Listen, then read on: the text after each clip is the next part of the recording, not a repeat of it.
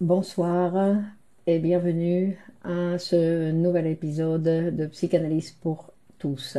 Nous sommes mardi 13 février 2024 et comme toujours, comme tous les mardis, nous nous retrouvons donc tous ensemble pour mieux connaître ou découvrir un petit peu certaines idées de ce que la psychanalyse nous présente et nous fait découvrir de notre appareil psychique, puisque c'est ça qui va nous intéresser en psychanalyse, c'est qu'est-ce qui se passe dans notre appareil psychique.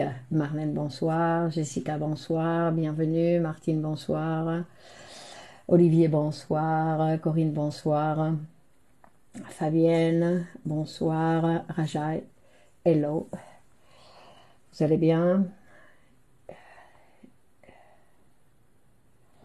Donc je m'appelle Clémence Lenis, pour ceux qui ne me connaissent pas encore, je m'appelle Clémence Lenis et je suis psychanalyste de l'école de poésie et psychanalyse Grupo Celo. Rajai, bonsoir. Sabrina, Lila, bonsoir. Marie-Christine.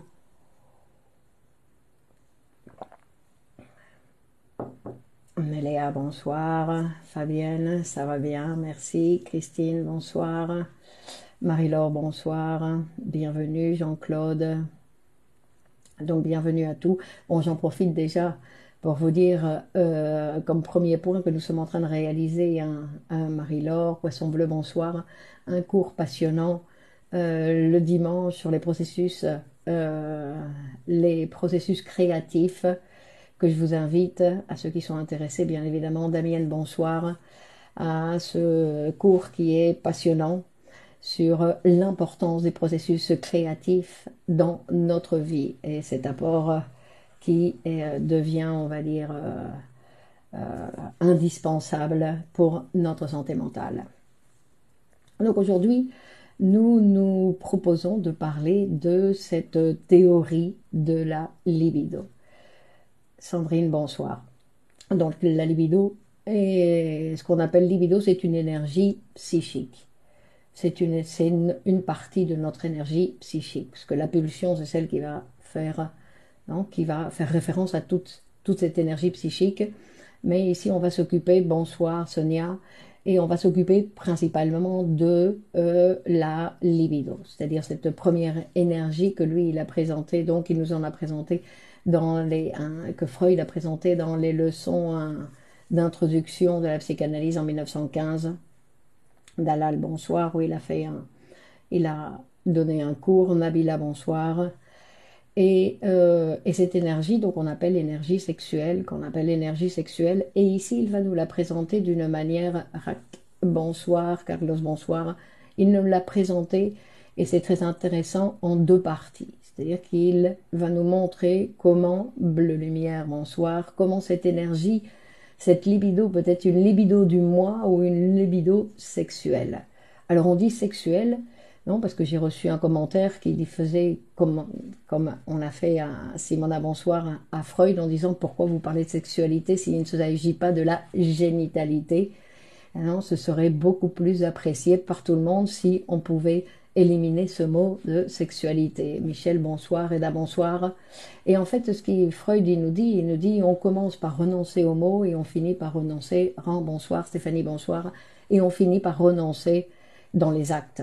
Donc c'est important de souligner que quand on parle de cette énergie sexuelle, Féti, bonsoir, Sia, bonsoir, qu'on parle d'une énergie sexuelle parce qu'elle est à la base de notre, qu'on va appeler sexuel, en fait, tout ce qui est en relation à cette pulsion, Céline, bonsoir, comme on avait vu dans d'autres occasions ici, Nidal, bonsoir, qu'il y a la pulsion orale, et on va parler de cette pulsion orale, Inos, d'une pulsion sexuelle, de la pulsion anale, comme d'une pulsion sexuelle, de la pulsion scopique, de la pulsion invocante, qui sont des pulsions toutes sexuelles. C'est-à-dire que tout dans l'être humain est considéré comme sexuel.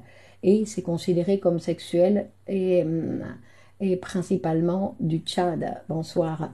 Et c'est considéré comme sexuel parce que nous sommes des êtres humains, nous sommes des êtres humains mortels et que tout en nous, en fait, est basé sur cette possibilité de la reproduction, le fait que nous sommes un élément de cette reproduction, qu'il est nécessaire pour l'espèce humaine, la reproduction est indispensable pour l'espèce humaine. Fatima, bonsoir. C'est pour ça qu'elle est si importante et qu'elle devrait être d'ailleurs beaucoup plus considérée par les organisations gouvernementales. Bleu lumière, quelle est la différence entre le sexuel et le sexué? Le sexuel, je ne sais pas.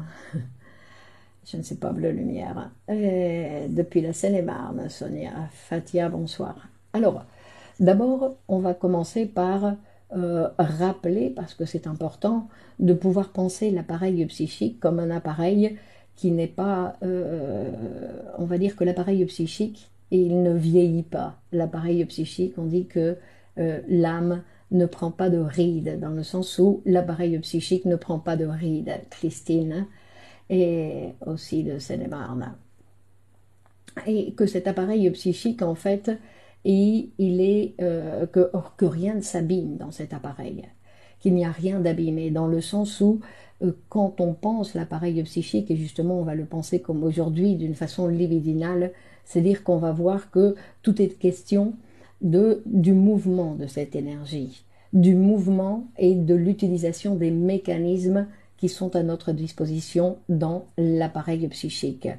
Et que, comme on a eu l'occasion de le voir la fois dernière quand on a fait référence à la mélancolie, à chaque fois que cette libido en fait va stagner quelque part, qu'elle va se retrouver bloquée quelque part, c'est ça qui va produire des pathologies, c'est ça qui va empêcher le sujet en fait de pouvoir vivre. Guy, bonsoir. Non, c'est puisque la libido, Fatma, bonsoir, fait-il dans, comment on va dire, dans le meilleur des cas, en fait, c'est une libido qui doit pouvoir être mobile, avoir la possibilité de mouvement. Non, c'est pour ça que dans l'appareil, tout est question d'organisation,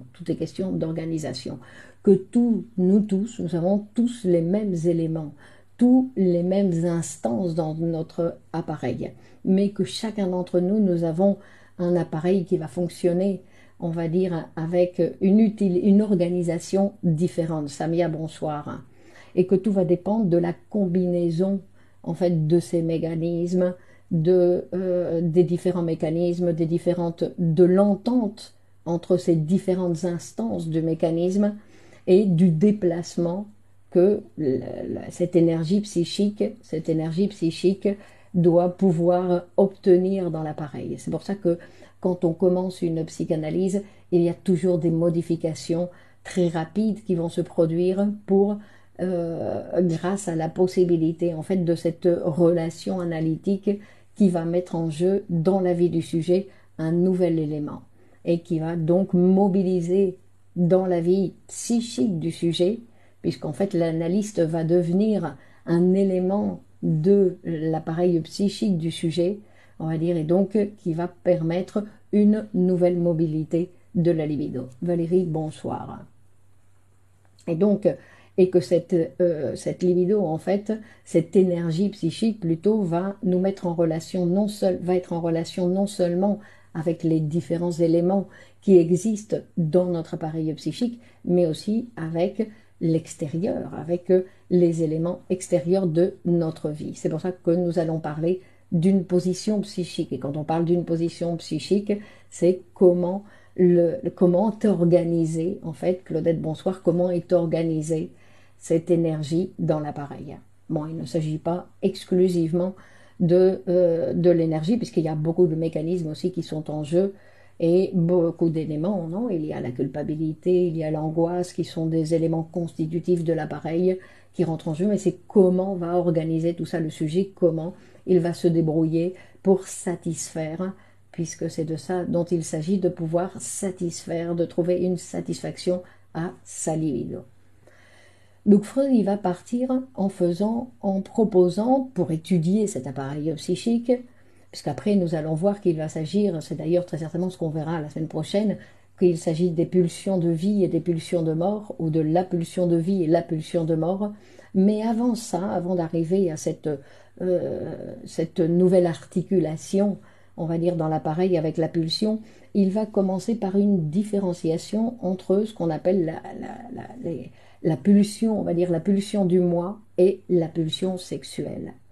Et il va faire, Marouane, bonsoir, il va proposer une différence entre ces deux pulsions et qu'il va dire qu'il peut y avoir des conflits, encore une fois, non, vous voyez, c'est une question d'organisation, il peut y avoir des conflits entre ces deux pulsions. Donc la pulsion du moi, c'est une pulsion de conservation, Abdellah, bonsoir, une pulsion de conservation du sujet individuel, et la pulsion sexuelle, bien sûr, c'est une pulsion qui appartient d'une certaine façon à l'espèce. Hakim, bonsoir.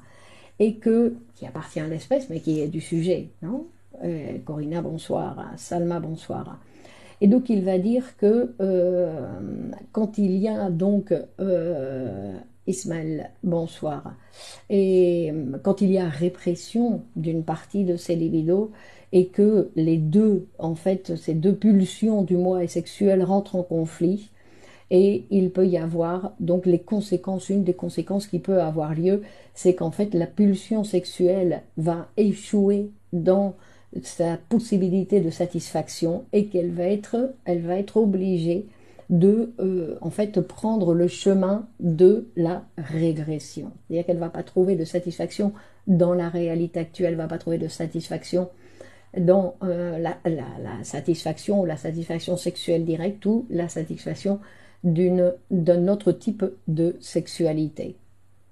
Et donc quand cette pulsion sexuelle ne trouve pas une satisfaction directe, en fait elle va être obligée de régresser, et en régressant, en fait elle va essayer de compenser cette insatisfaction par une autre type de satisfaction qui en fait va montrer en fait sa défaite, Malika bonsoir, sa défaite en produisant par exemple un symptôme. Karim, bonsoir. Et donc il va s'intéresser à voir en quoi ça nous intéresse de faire cette différence entre ces deux pulsions, entre cette énergie, cette libido du moi et cette libido sexuelle, pourquoi ça nous intéresse de les différencier, pourquoi on ne pourrait pas les penser comme une seule chose, puisque dans tous les cas, c'est pour la satisfaction du sujet. Et en fait, il va nous dire que en fait, toutes les deux, elles vont prendre des chemins dans leur développement différents, mais qui vont montrer que toutes les deux, en fait, vont avoir des relations avec le principe de réalité. Hein.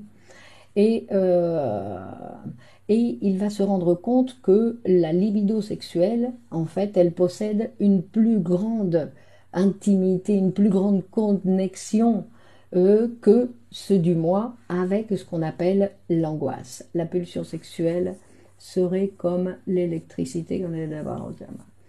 Et Stéphanie, bonsoir. Donc, et il va nous parler de l'angoisse en disant que, en fait, quand la libido sexuelle ne trouve pas de satisfaction, que la libido se retrouve insatisfaite, et c'est celle qui va provoquer, en fait, l'angoisse. Non, que Saïda, bonsoir. Alors qu'il va nous dire que la libido du moi, qui va être plus en relation, donc avec, par exemple, avec la faim, la faim, c'est-à-dire les pulsions de conservation du moi, eh ben, ne produit jamais d'angoisse. Ce qui produit de l'angoisse, ce sont la non-satisfaction de la libido sexuelle. Bon, quand on dit libido, en général, on parle toujours d'une libido sexuelle. On parle de la libido, donc on peut parler par exemple des instincts du moi et des instincts sexuels. Et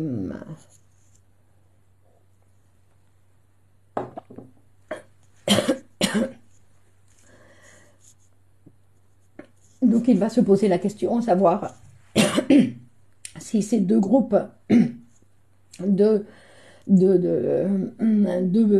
pulsions pardon, ne forment dans le fond qu'un, ou s'ils sont la même essence, ou si ça nous intéresse de les séparer. C'est ce qu'on va voir. Et il dit que la sexualité est la seule des fonctions de l'organisme animé qui dépasse en fait les limites de l'individu. qui dépasse les limites de l'individu dans le sens où il y a ces pulsions sexuelles qui vont unir l'individu à ceux de l'espèce humaine, puisque c'est par la sexualité que nous allons nous reproduire. Et c'est pour ça que la sexualité aussi est en relation directement avec notre situation de mortel, puisque nous ne sommes chacun qu'un échelon dans ces générations successives.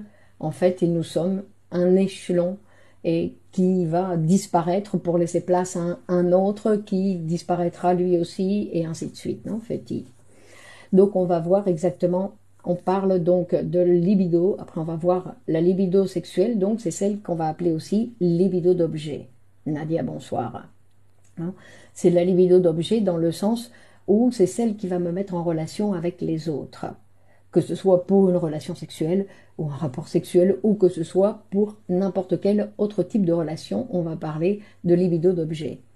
Puisque l'objet, en fait, c'est un élément qui va se différencier du moi. Monia, bonsoir.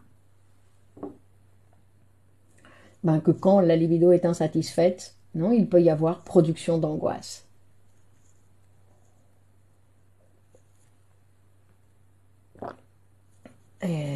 Donc, il dit que de pouvoir séparer ces différents types de pulsions, on va dire la pulsion sexuelle, la pulsion du moi, ça a permis de mieux comprendre ce qu'on appelle les névroses de transfert. Alors les névroses de transfert, c'est les structures qu'on appelle l'hystérie, qu'on appelle la névrose obsessionnelle, qu'on appelle la phobie par exemple. Ce sont les névroses de transfert, et à côté de ça, il y a les névroses actuelles. Les névroses actuelles, c'est un autre monde, on va dire, d'autres types de névroses. Alors quand on parle de névrose, on parle de structure psychique, et que chacun d'entre nous, pareil, quand on parle de position, on va voir que l'idéal pour l'appareil psychique, c'est de pouvoir passer d'une structure à une autre, parce que la structure hystérique, ce n'est pas une structure néfaste qui va obligatoirement produire des symptômes, ni celle de la névrose obsessionnelle. Par exemple, il est nécessaire de pouvoir être un peu névrosé, obsessionnel pour pouvoir étudier.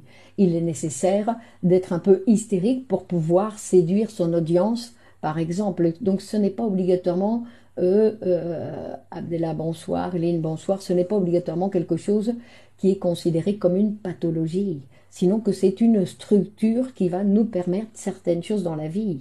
De la même façon que les mécanismes qui sont utilisés pour la psychose sont des mécanismes nécessaires pour pouvoir... chaque individu a des refoulements de pulsions, donc chacun a sa petite névrose. Mais c'est pas...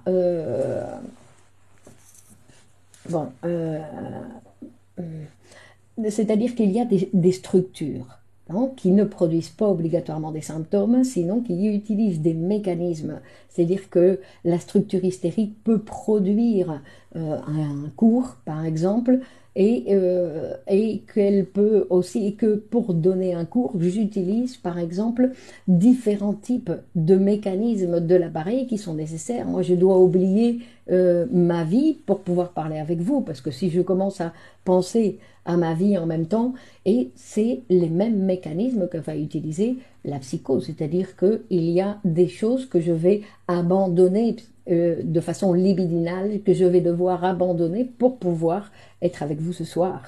Et ce sont les mêmes mécanismes, c'est-à-dire que ce sont les mêmes mécanismes qui peuvent produire dans certains cas des symptômes, et dans d'autres cas, des cours, écrire un livre, chanter, faire de la danse, ou n'importe quel, et aller travailler, d'accord? C'est-à-dire que ce sont les mêmes mécanismes.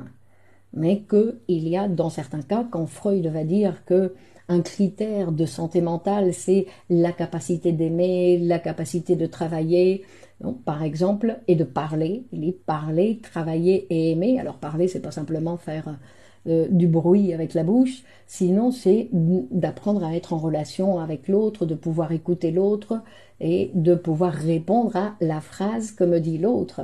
Donc c'est un exercice qui n'est pas obligatoirement évident pour tout le monde. Et donc, ce sont des caractéristiques que Freud montre qui font partie de la santé mentale. C'est capacité, c'est-à-dire de pouvoir les travailler, c'est-à-dire oublier ma vie pour pouvoir m'occuper de mon travail.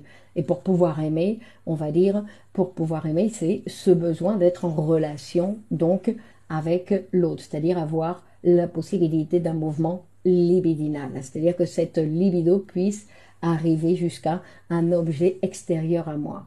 D'ailleurs, on dit, entre autres choses, le directeur de l'école de poésie et psychanalyse, Grupo Cero, dit « Je pense que plutôt c'est une question de maturité mentale, Nadia ». Donc, en psychanalyse, on ne parle bien évidemment pas de maturité mentale. Non, il ne s'agit pas de maturité mentale, puisqu'en fait, s'il n'y a pas de maturité, parce qu'en fait, dans l'appareil psychique, rien n'est jamais gagné. Que ce n'est pas que nous sommes arrivés à une maturité, ça y est, maintenant je peux me reposer sur mes lauriers, pas question. Il y a toujours, je dois toujours m'occuper, si je sais que je dispose de cette énergie psychique, je veux savoir qu'est-ce que j'en fais de cette énergie, quel mouvement je vais lui donner. Alors ça ne dépend pas, bien évidemment, de la conscience. Ce n'est pas quelque chose qui va, puisque nous n'avons pas, l'être humain, il n'a pas la capacité d'accès à l'appareil psychique. Il a un accès à l'appareil psychique au niveau théorique, mais pas au niveau de sa vie quotidienne, en disant « tiens, je vais utiliser ma libido ». Non, ça, c'est quelque chose d'impossible. Donc nous connaissons, en étudiant l'appareil psychique, nous pouvons commencer à connaître quels sont les mécanismes qui fonctionnent dans cet appareil, mais nous n'avons pas accès à l'appareil si ce n'est par l'intermédiaire d'un travail analytique, donc avec un professionnel qui va participer, donc il va pouvoir interpréter. Pourquoi? Pour mobiliser les forces, les mécanismes et les forces qui sont dans cet appareil. Alors, Freud y va donc, on reprend cette idée de ces deux types de pulsions et il dit que, par exemple, quand il y a... regardez, c'est très intéressant pour vous dire qu'il n'y a rien qui se... il dit que quand il y a le développement excessif de la libido chez ce sujet psychique, en fait, peut provoquer, bien évidemment, peut produire des richesses et des variétés de différentes choses, Alima, bonsoir, et qui provoque d'ailleurs différentes choses, non, dans notre vie psychique, et qui peut aussi créer les conditions du développement de certaines névroses, mais qui en même temps, parce que c'est cette même énergie qui va être utilisée et qui a permis, comme dit Freud, a permis à l'être humain de s'élever au-dessus de l'animal. C'est cette libido sexuelle, hein, qui est tout à fait particulière à l'être humain, puisque l'appareil psychique n'a pas été constitué chez l'animal. Donc ce qui nous différencie des animaux, c'est que nous avons un appareil psychique. Alors, bonsoir Yayouli Kalef, bonsoir. Il dit que nous pouvons connaître le mouvement libidinal, nous pouvons savoir comment fonctionne en fait cette libido par rapport aux investissements, on va dire des investissements de la libido, c'est-à-dire comment elle va se satisfaire, sa destination finale, qu'est-ce qu'elle va faire. Mais on va le savoir, c'est pour ça qu'on dit qu'en psychanalyse on sait tout, mais on va pouvoir, on ne sait pas tout, on va pouvoir savoir, mais à partir du résultat, c'est-à-dire qu'il faut qu'il y ait les conséquences des mécanismes pour pouvoir après déduire ce qui s'est passé. Donc reconstruire en fait ce qui a dû se passer dans l'appareil, parce que dans l'appareil, ce qui se passe, on ne peut pas le suivre. On peut que voir par rapport au discours du sujet, ce qu'il va nous raconter. Non, Bénise, bonsoir. Et donc, et c'est à partir de cette destination finale de la libido que nous allons avoir les premières notions sur le fonctionnement de ces forces psychiques, il va dire. Et donc, il dit, on peut naître la création et le besoin d'aller chercher le fond. Je ne comprends pas. Donc, il dit que la libido, en fait, c'est une énergie psychique qui va s'occuper de le développement de libido à travers l'histoire de l'individu marque son caractère psychologique et sa personnalité. Effectivement, Fetty, effectivement. D'accord? C'est ce qui va marquer donc son développement et que si sans psychanalyse, en fait, la libido, ben, elle va retourner toujours au même lieu. Elle va toujours répéter le même type de fonctionnement. On va toujours se retrouver dans des situations similaires. C'est pour ça que la psychanalyse est nécessaire, est intéressante, on va dire, plus que nécessaire, et très intéressante puisqu'elle va proposer à la Saki, bonsoir, elle va proposer au sujet quelque chose, une nouveauté, qu'il va pouvoir découvrir quelque chose de nouveau pour lui. Et en fait, donc, il dit que cette énergie, cette libido, en fait, on parle d'investissement des objets, c'est-à-dire des choses qui peuvent être, alors, Mariam, bonsoir, et quand on parle d'objets, c'est quelque chose qui va se différencier du moi. Mais ces objets ne sont pas obligatoirement à l'extérieur de la vie du sujet, sinon qu'il y a des objets aussi dans notre appareil psychique, hein, que c'est quelque chose qui fait partie, c'est-à-dire que nous aussi, nous nous sommes formés grâce aux autres, donc le résultat de cette formation, ben, c'est qu'il y a aussi des objets dans notre appareil psychique, en fait, représentatifs, on va dire, de la même façon qu'on peut voir, on a eu déjà l'occasion de voir que le surmoi, hein, cette instance de l'appareil psychique s'est formée avec ces incorporations de ces figures parentales, et donc il y a ces autres qui vivent en moi, par exemple, et par de nombreuses identifications que nous faisons tout au long de notre vie. Donc il dit que cette énergie, en fait, ce qu'elle va faire, bonsoir Mohamed, ce qu'elle va faire, c'est qu'en fait, elle va investir des objets, hein, par son énergie, hein, elle va investir des objets. Et en investissant des objets, c'est d'une certaine façon, ils vont devenir comme une sorte qu'ils vont appartenir d'une certaine façon à le sujet, puisqu'il a mis sa libido là. Donc c'est quelque chose qui, comme par exemple, on va voir quel est le rôle de la société pour réaliser un bon développement de la libido. Il faudrait transformer toute l'éducation. Bon, Simo, bonsoir. Mais c'est-à-dire que par exemple, avec la libido, notre quartier, là on parlait de la Seine-et-Marne, non, du Tchad, c'est-à-dire que chacun dans notre quartier, nous avons recouvert aussi tout notre extérieur de notre libido, et on dit mon quartier, ma maison. Donc tout ça c'est recouvert par ma libido et c'est quelque chose qui m'appartient, hein, même si c'est quelque chose d'extérieur. Hein, quand elle est investie dans le mécanisme d'autisme, ça c'est une autre chose. Donc il va nous dire que il va s'intéresser pour nous parler de ce mouvement libidinal. Je voulais dire que le refoulement de la libido nous pousse par transfert à essayer de trouver des idées pour améliorer notre vie, trouver de nouveaux challenges, de nouveaux défis. Je voulais dire que le refoulement de la libido... Non, le refoulement de la libido, en général, c'est quelque chose, non, qui n'est pas bénéfique pour le sujet. C'est-à-dire que cette énergie, si elle est refoulée, non, elle est inutilisable pour le sujet. Tout ce qui a été refoulé par le sujet, non, par ce mécanisme, quand il utilise ce mécanisme, qui est bien évidemment un mécanisme inconscient, le sujet, il y a toute une partie de son énergie qu'il ne peut pas utiliser. Donc il va s'intéresser, pour nous montrer un petit peu le mouvement libidinal, il va s'intéresser à l'étude des névroses narcissiques. Des névroses narcissiques. Et il va dire qu'il va parler, non, il va nommer comme névrose narcissique, pour commencer, le caractère essentiel, il dit, de la démence, bonsoir Modoub, de la démence précoce, non, qui est une pathologie, on va dire une pathologie à l'intérieur des différentes psychoses. En fait, ce qui se passe dans cette démence précoce, c'est que les objets, en fait, il y a une absence d'investissement des objets. C'est-à-dire que les objets pour le sujet n'existent pas. Et ils ont perdu parce que c'est comme une fois que, quand vous avez déménagé par exemple et que vous revenez à votre quartier antérieur, vous regardez le quartier, c'est plus le vôtre, il a perdu votre libido. Là, on voit que c'est pire parce qu'en fait, il retire la libido des objets, donc les objets directement disparaissent pour lui. Il n'y a plus de contact avec l'extérieur. Dans certaines pathologies, le sujet n'a plus de contact avec l'extérieur parce qu'il a retiré toute sa libido. Alors bien évidemment, on peut se demander, ou Freud se demande, alors qu'est-ce qui s'est passé avec cette libido? Qu'est-ce qu'il en a fait de cette libido? Et bien évidemment, cette libido, ce qu'elle a fait, c'est qu'elle est retournée dans le moi. Elle est retournée dans le moi. Et quand on dit retourner dans le moi, c'est parce qu'elle est à l'origine, entre guillemets, elle était déjà dans le moi. Et que c'est à partir de la conformation du moi qu'ensuite elle va pouvoir s'extérioriser aux autres. Mais nous savons que le narcissisme est toujours secondaire. On va voir.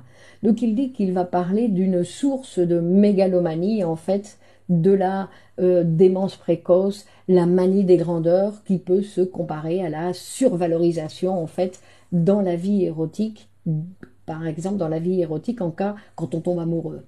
Non, il va nous dire qu'en fait c'est les mêmes mécanismes. Quand on tombe amoureux, par contre, tout au lieu de faire comme dans la démence précoce, c'est-à-dire que toute ma libido, je la retourne dans le moi, quand je tombe amoureux, c'est l'inverse. C'est-à-dire que la majeure partie, la plus grande partie de ma libido se retrouve dans cet objet d'amour. Alors je tombe amoureux et c'est là, c'est le moment où mon amour il est le plus formidable, il est le plus exceptionnel. Mais pourquoi? Parce que toute ma libido, pas toute.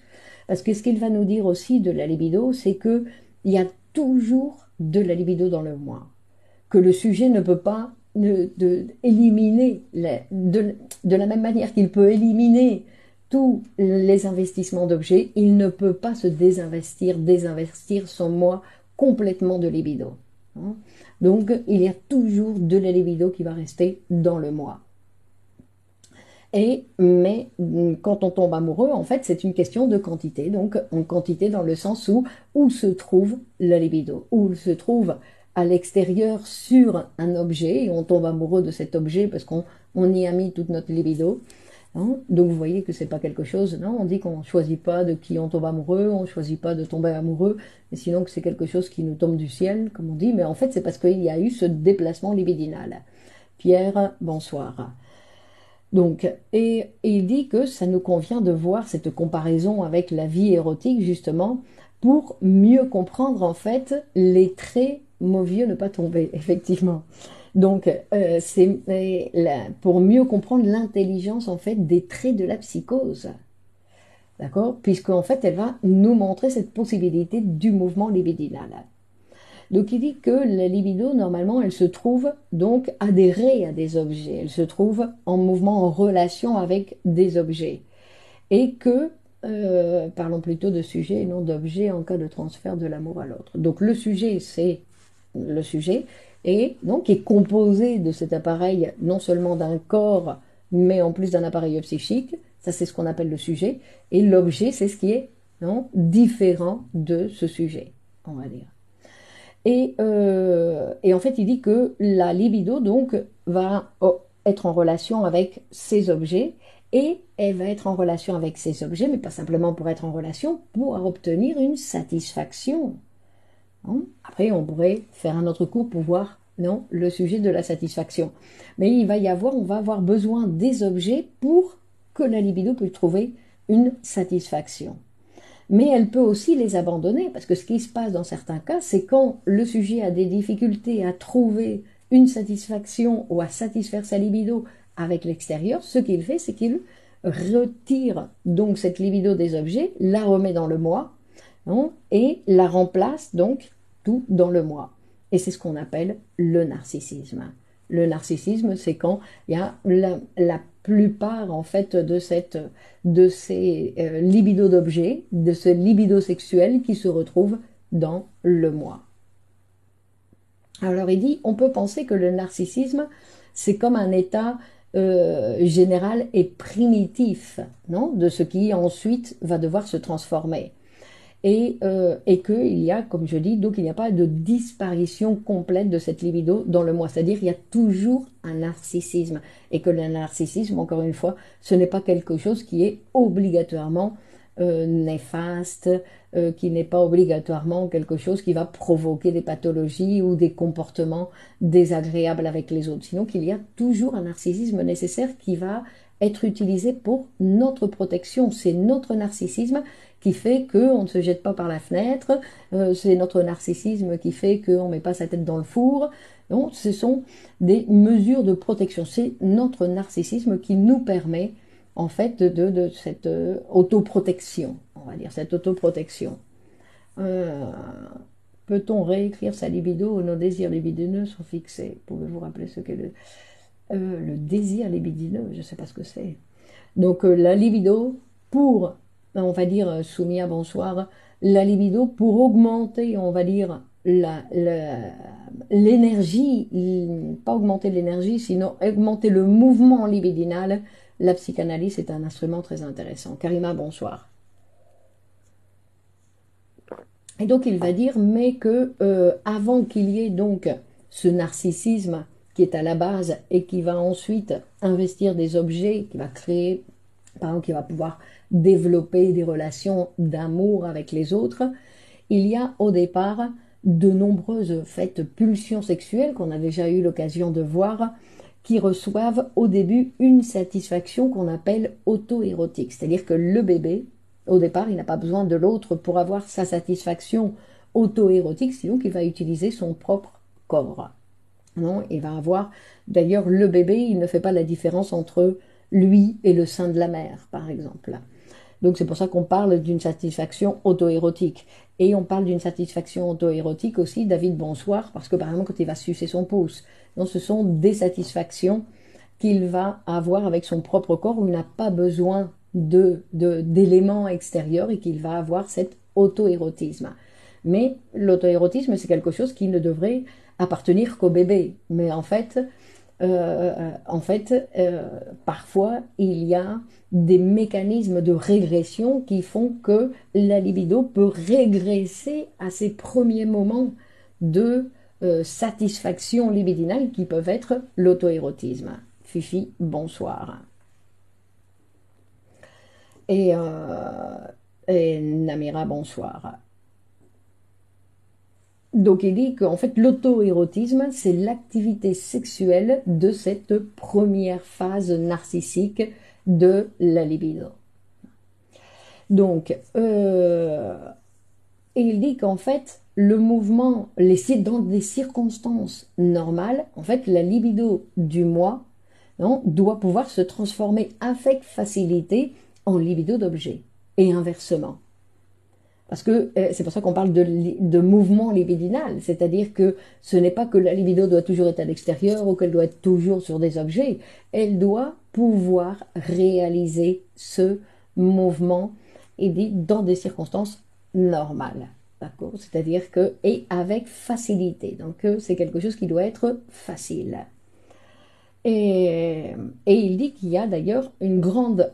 donc, on peut dire que les pulsions libidinales chez les hystériques sont condensées.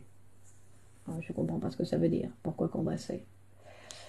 Alors, on va dire qu'il y a un grand nombre, il va nous parler d'un grand nombre d'états psychiques, en fait, qui peut être considéré de la vie normale, dans lequel il existe ce mouvement libidinal. Et il va nous parler, quelle est la différence entre le narcissisme libidineux. C'est quoi le narcissisme libidineux? Non, il n'y a pas de narcissisme libidineux. Le narcissisme pathologique, c'est quand il y a trop de libido dans le moi, en fait. Non, parce que trop de libido dans le moi, ça veut dire que ça forme le narcissisme. Donc, il va nous parler d'états psychiques qu'on va considérer normales de notre vie, qui nous appartient à tous, de notre vie normale. Il y a donc, par exemple, comme on vient de le voir, quand on tombe amoureux, donc il y a ce mouvement libidinal qui va aller à l'extérieur sur l'objet de nos amours. Il y a les maladies organiques aussi, où il va y avoir besoin pour la guérison que notre libido aussi va se déplacer à l'endroit qui fait partie d'un mécanisme libidinal pour la guérison. Alors bien évidemment, ce n'est pas suffisant. Non, il doit participer d'autres choses pour la guérison, mais on va voir que c'est quelque chose aussi où notre libido est en jeu. Et il y a, et c'est ce qui va nous intéresser aussi aujourd'hui, c'est dans le dormir, dans le repos, quand on va aller dormir. C'est-à-dire que il n'y a pas, Olivier, de narcissisme primaire. D'accord? Le narcissisme, Freud va dire, est toujours secondaire. D'accord? Il y a un auto-érotisme et il y a un narcissisme secondaire. C'est-à-dire que c'est un narcissisme qui vient d'une énergie j'ai désinvesti des objets extérieurs pour réinvestir mon moi dans tous les cas. C'est toujours le narcissisme primaire n'existe pas. Donc, il dit qu'il y a donc dans le rêve. Alors pas dans le rêve. Oui, fumer est une régression auto-érotique au stade oral. Très bien fait.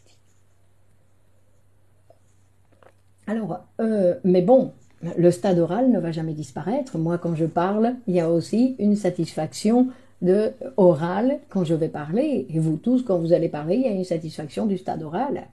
D'accord, ce n'est pas obligatoirement une régression. D'accord, on va dire fumer, hein, c'est une régression au stade oral si j'ai une cigarette dans la bouche tout le temps. Non, par exemple, si j'ai besoin obligatoirement de cette cigarette dans la bouche. Alors,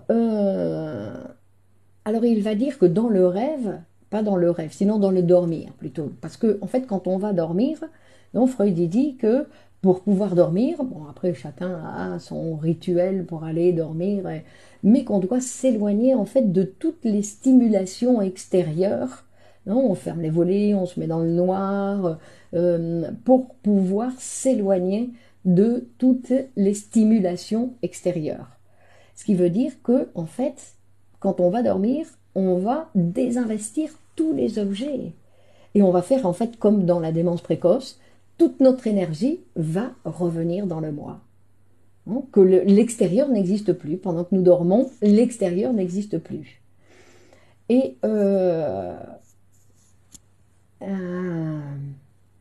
tout ça pour satisfaire d'autres tendances que nous allons satisfaire avec la fabrication du rêve, où il va y avoir satisfaction de la libido grâce à la possibilité du rêve, où il va y avoir une satisfaction.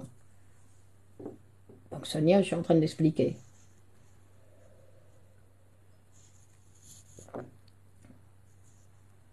Donc c'est-à-dire que nous devenons, quand nous dormons, complètement égoïstes. Brahim, bonsoir. Complètement égoïste, puisque l'extérieur n'existe plus.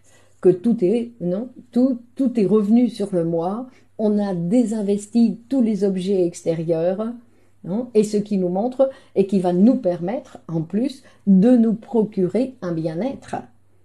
La possibilité de dormir, c'est d'éviter qu'il y ait quelque chose qui vienne perturber mon sommeil et qui m'oblige. C'est pour ça qu'à chaque fois, par exemple, quand on va faire la sieste, c'est la même chose, c'est-à-dire qu'il y a toute notre énergie, donc on doit avoir obligatoirement la possibilité de ce mouvement libidinal rapide, parce que sinon je mets du temps à me réveiller, à me remettre en marche, à retravailler.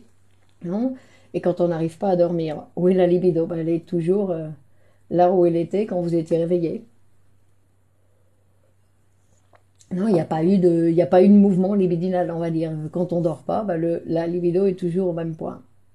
Et c'est d'ailleurs, non, parce que n'oublions pas que Freud, il souligne ce qui fait mal, et quand on souffre d'insomnie, c'est un refus de ce retour. Ça peut être pour de nombreuses choses. Les insomnies, c'est que dormir, c'est comme une sorte de rupture avec la réalité. C'est une rupture avec la réalité, exactement, Karima.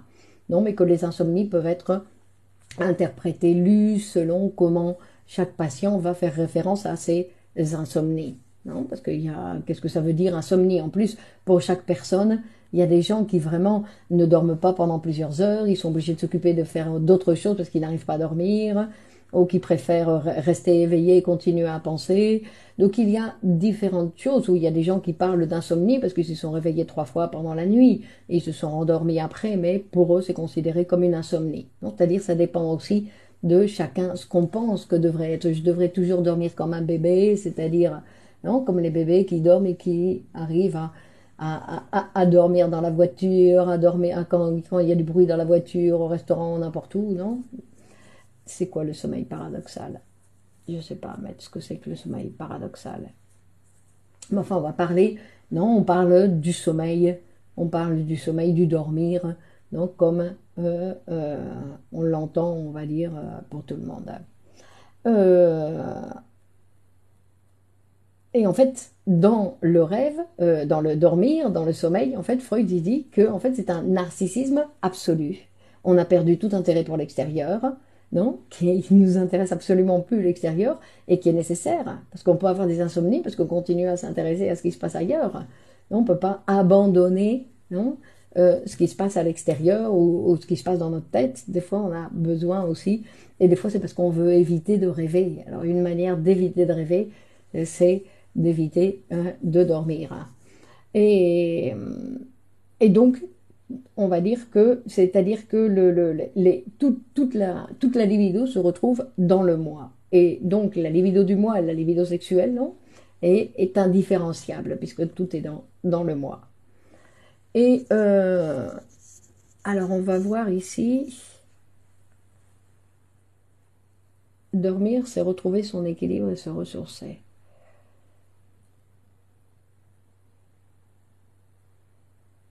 Donc, on va voir que la libido, quand elle revient dans le moi, comme dans la démence précoce, ce n'est pas quelque chose qui va obligatoirement provoquer une pathologie, puisqu'on voit que dans le rêve, c'est un phénomène normal où la libido va revenir dans le moi et ça fait partie, c'est ce qu'on a besoin de faire, non, toutes les 24 heures ou toutes les 16 heures ou je ne sais pas. Non, c'est-à-dire que régulièrement, tous les jours, on a besoin de remettre toute cette libido en nous, non, pour justement le travail très certainement qui va être nécessaire non seulement pour fabriquer le rêve, puisque nous allons rêver en plus, mais en plus pour d'autres choses. Donc, et une fois qu'on se réveille, la libido reprend son mécanisme vers l'extérieur, puisqu'il va falloir qu'on se lève et qu'on reprend. Non, et alors, il va dire que parfois, dans les cas du narcissisme, par exemple, quand on va parler du narcissisme et qu'on va parler du narcissisme comme d'une pathologie, ce qui se passe, c'est qu'en fait, la libido qui est devenue narcissique, c'est-à-dire que elle n'a plus la possibilité, elle est comme bloquée, elle n'arrive plus à trouver le chemin qui le conduit aux objets. Non, et cette diminution de la mobilité de la libido, ben, c'est ce qui va provoquer, bien évidemment, les symptômes. Non, alors déjà, c'est très douloureux. Freud dit que c'est quelque chose de très douloureux quand la libido est bloquée, quand elle ne sait plus. Le manque de mobilité de la libido, c'est quelque chose qui est très douloureux. Et, et il va dire que l'accumulation de cette libido narcissique, elle peut être supportée par le sujet, mais jusqu'à un certain niveau. Hein. Et, euh,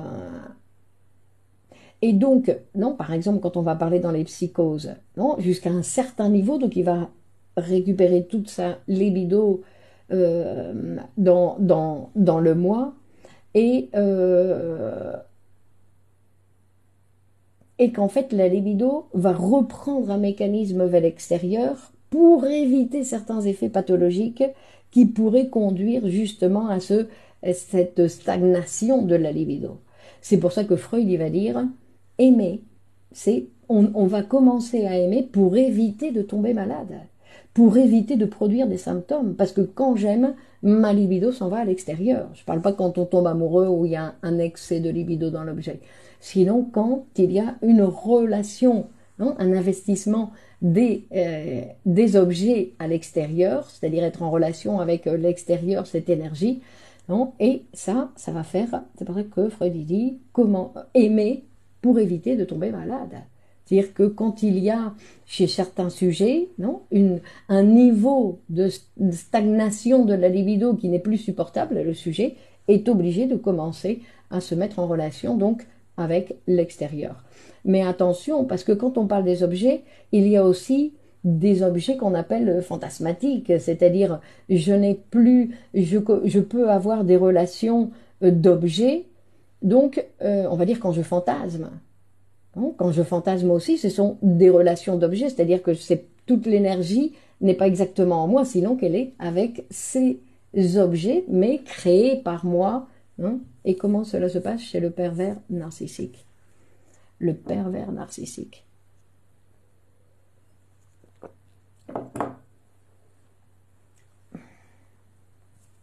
Le pervers narcissique, c'est un narcissique. Hein, qu'en plus, il est pervers. Mais bon, hein, je veux dire que la libido, elle fait le même. Non, il y a aussi, dans tous les cas, les objets transitionnels. Donc, et Freud, il va parler, donc bien évidemment, de ces points de fixation de la libido, parce que dans le développement de l'enfant, non, dans le développement de cette pulsion orale, de cette pulsion anale, de cette pulsion phallique, en fait, dans tout ce développement de l'enfant qui sont nécessaires, ben, dans ce déroulement, il y a des points de fixation de la libido. Il peut y avoir eu des points de fixation de la libido. Et ces points de fixation peuvent être ensuite utilisés par le sujet quand il ne va pas trouver de satisfaction à l'extérieur et qu'il va régresser. Où est-ce qu'il va régresser? Ben, il va régresser à ces points de fixation de la libido, c'est-à-dire à des points de fixation où il a trouvé une satisfaction. C'est-à-dire, je n'arrive pas de trouver de satisfaction avec un objet extérieur, donc ce que je fais, c'est que cet objet extérieur, non, ben, il n'existe pas, donc je reviens, je régresse à des points de fixation.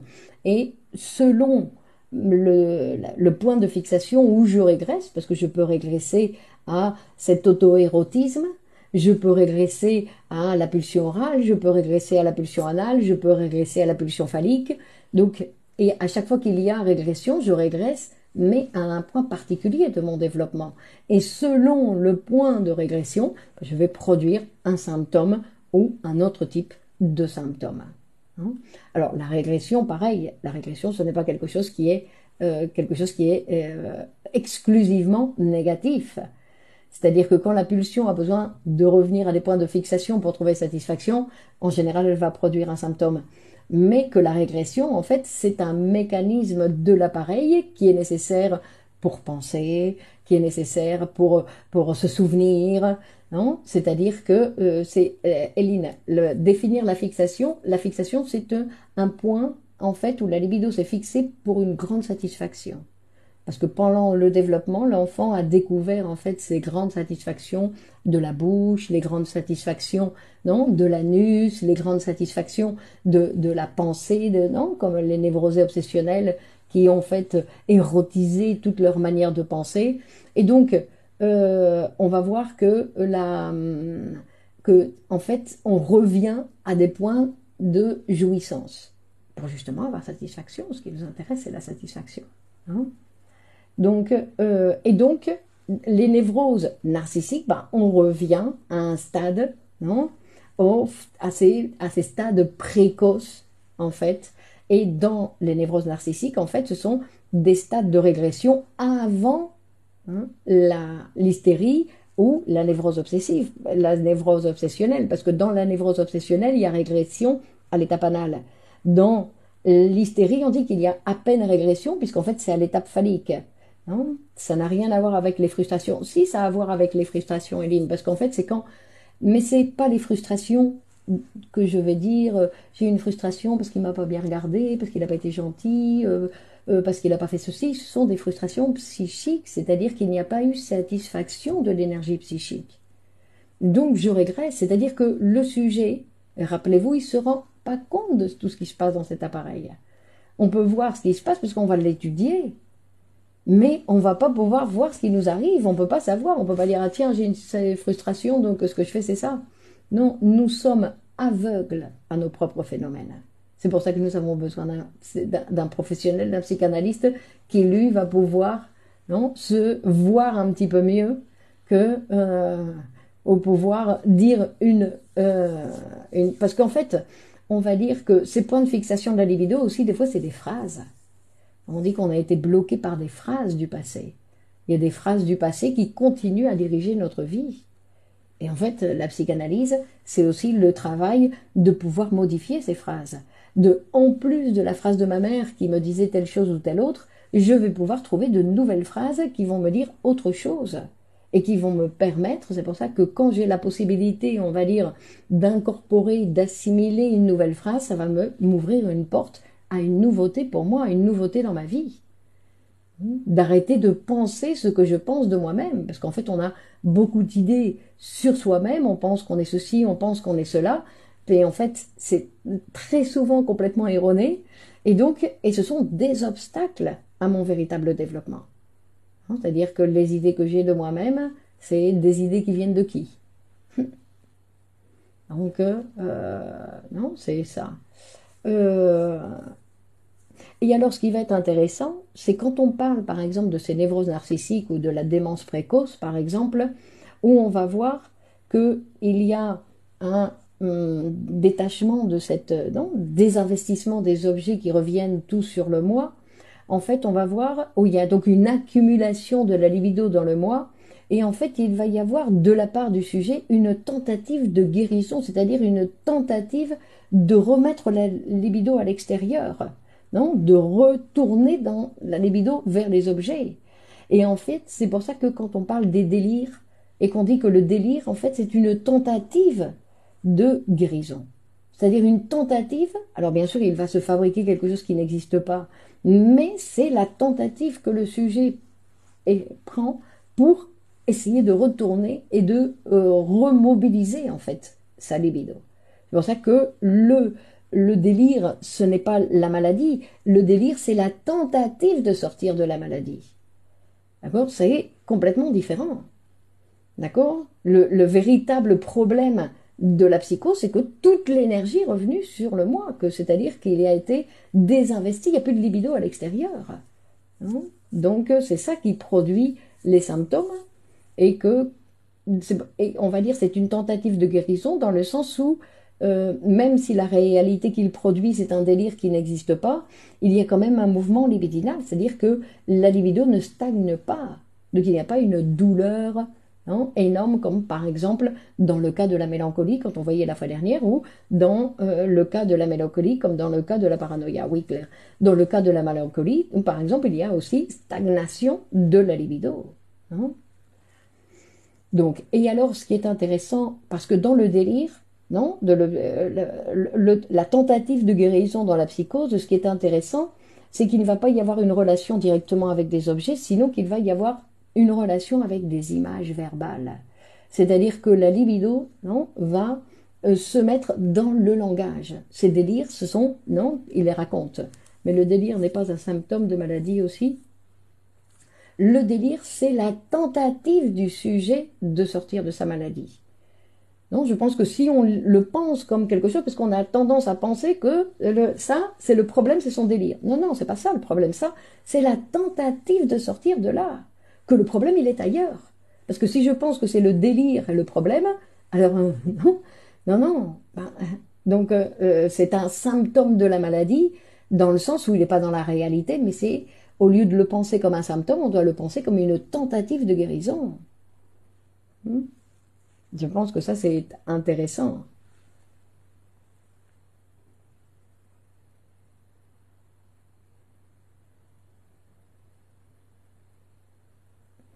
Le mécanisme et le clivage et le déni. Et donc, il dit la manie des grandeurs, par exemple, les gens qui imaginent qu'ils sont beaucoup plus grands que ce qu'ils ne sont, puisqu'ils ne sont que des êtres humains. Il dit que, en fait, c'est la conséquence immédiate de l'ampliation du moi par toute cette énergie qu'il a récupérée des objets. De cette énergie, non, qui a récupérée des objets.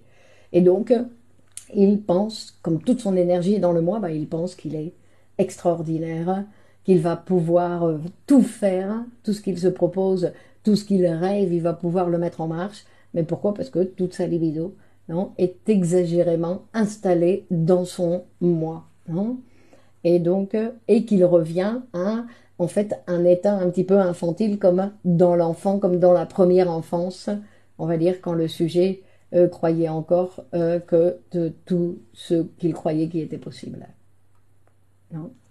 Bon, et pour aujourd'hui, on va s'arrêter là. Alors, bien évidemment, ce sont des explications tout à fait succinctes. Hein, c'est qu'une approche, et pour l'antisocial. Ça, c'est pas obligatoirement un retour de la libido, non, c'est quelque chose de différent. Ça peut être, ça dépend ce qu'il va faire de son énergie. Hein. À chaque fois, Féti, bonne soirée, bonne continuation. Merci de partager cette vidéo sur vos réseaux, vous le savez. C'est quelque chose que je remercie grandement en pensant le délire comme une construction pour guérir, ça entraîne. Alors attendez, je vais pas voir. Hop, non, je peux pas. Je peux pas le lire. Pardon, je peux pas le lire, c'était trop grand. Bonne continuation, à la prochaine fois. Merci de votre participation et de votre enthousiasme. Comme ça, nous partageons notre enthousiasme. Et on continue donc mardi prochain. Et pour ceux qui sont intéressés, vous pouvez vous inscrire sur le cours des processus créatifs qui est très intéressant et très différent de ce qu'on a l'habitude de voir. Bon, bonne continuation à tous et à la semaine prochaine. Au revoir. Ciao, ciao Marlène. Ciao Raja.